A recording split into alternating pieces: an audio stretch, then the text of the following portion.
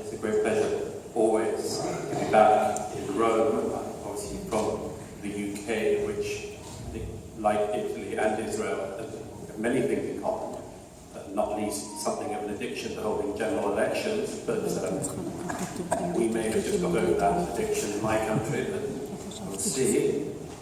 I want to make a number of points today in the brief time I will take. The first is to make a very general point, which Ambassador Dori Gold has also just referred to, which is anti-Semitism is a phenomenon unlike almost any other, because it is a shapeshift.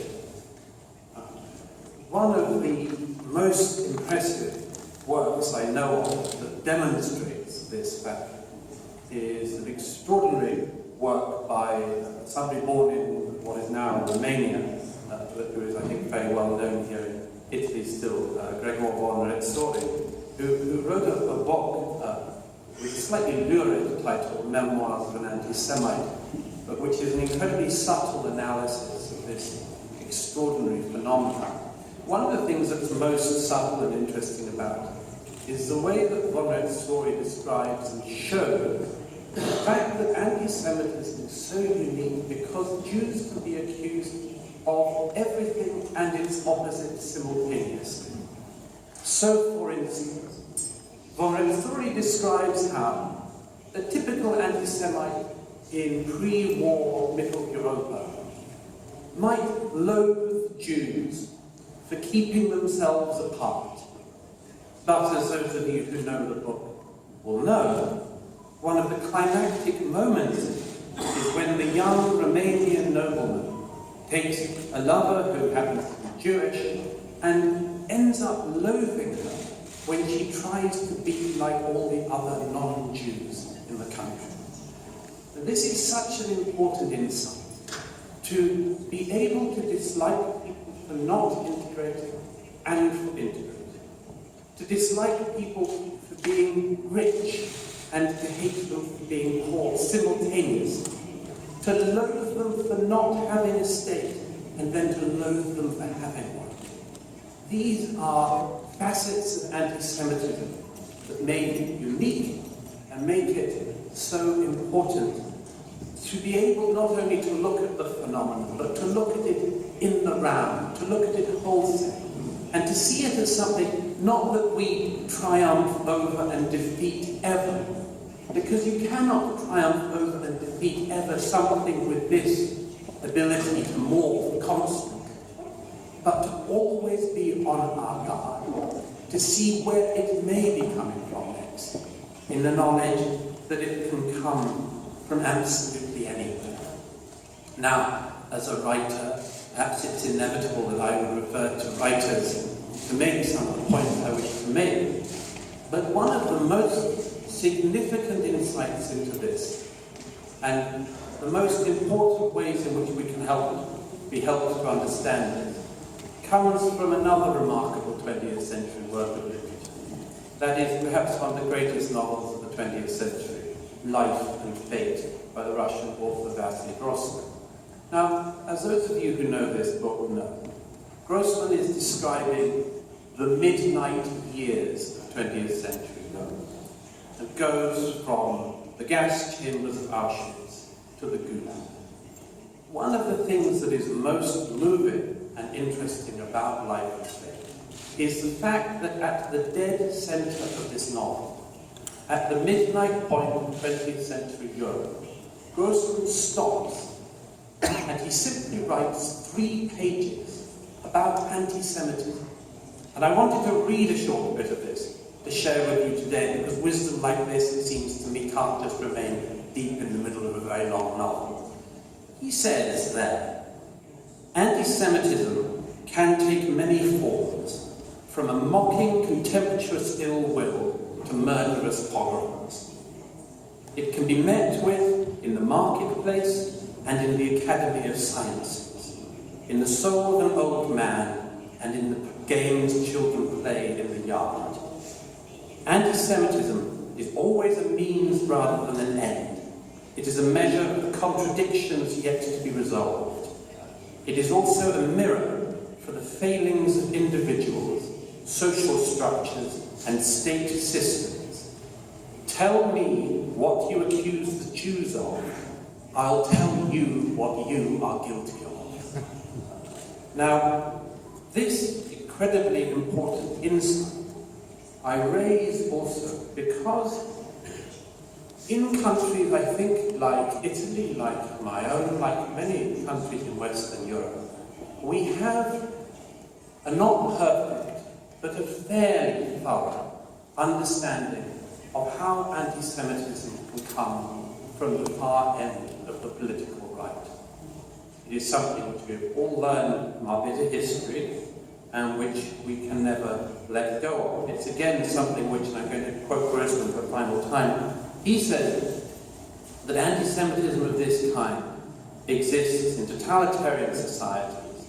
He said it's a sign, this form of anti-Semitism, that the state is looking for the support of fools, reactionaries and failures, that it is seeking to capitalize on the ignorance of the superstitious and the anger of the hungry.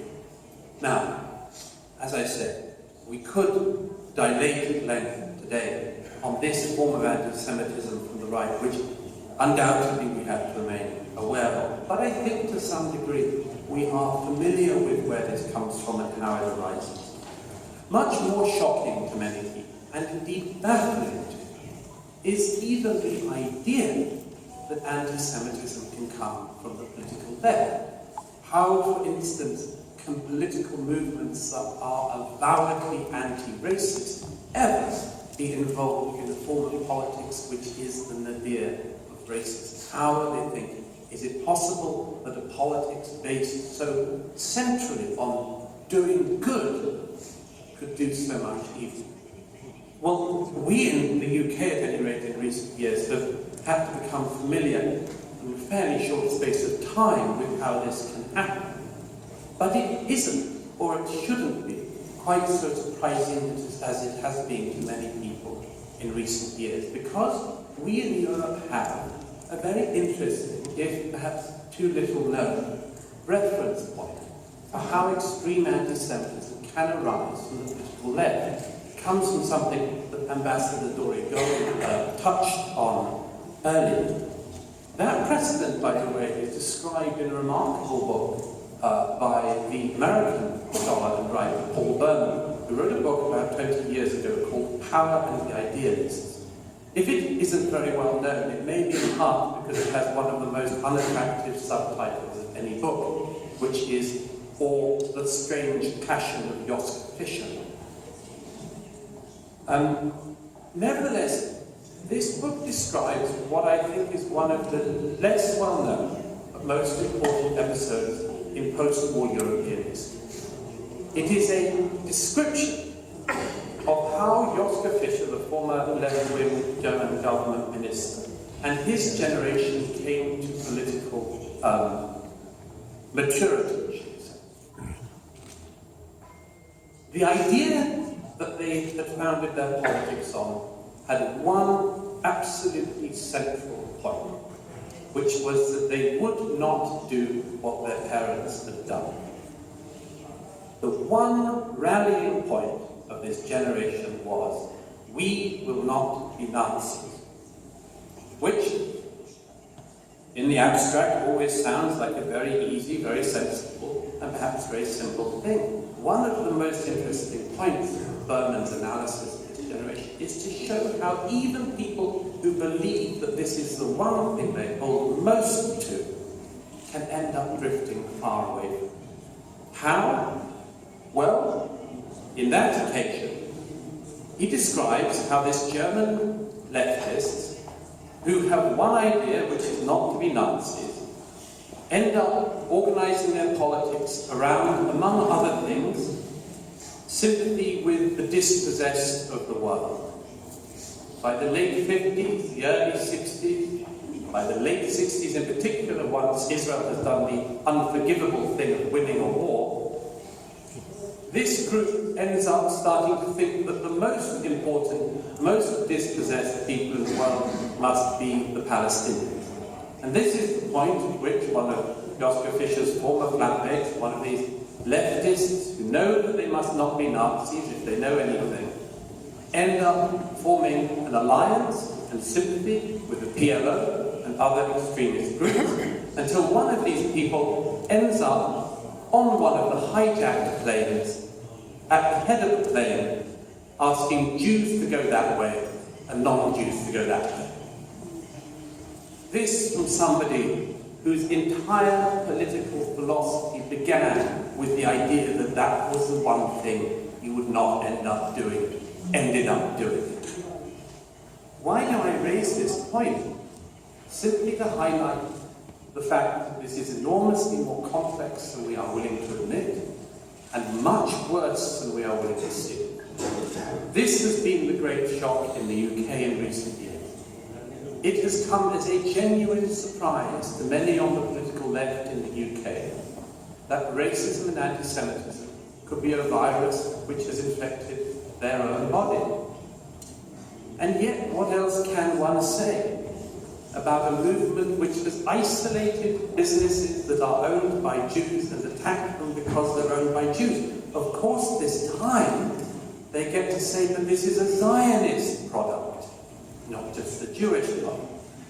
This time they get to say, but that person is a Zionist, not just this person is a Jew. This time they get to say the world is run by Zionists, where they really would like to be able to say that it's run by Jews. This, again, as Grossman and others have showed us, is the most common form of anti-Semitism. But today, the most common form of anti-Semitism only has one place it can really hide.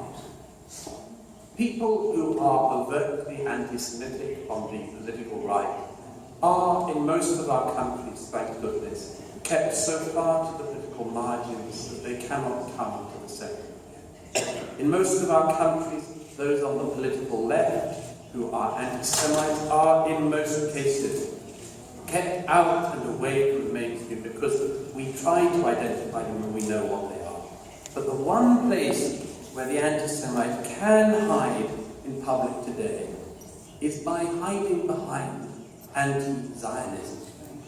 And that, seems to me in conclusion, is why explaining that the IHRA definition is correct is so important. Because anti-Semites must have nowhere to hide, no bush to hide behind, no piece of casuistry like that to shelter behind. And that's why I'm so glad that on an occasion like this, we get to air some of these truths in public.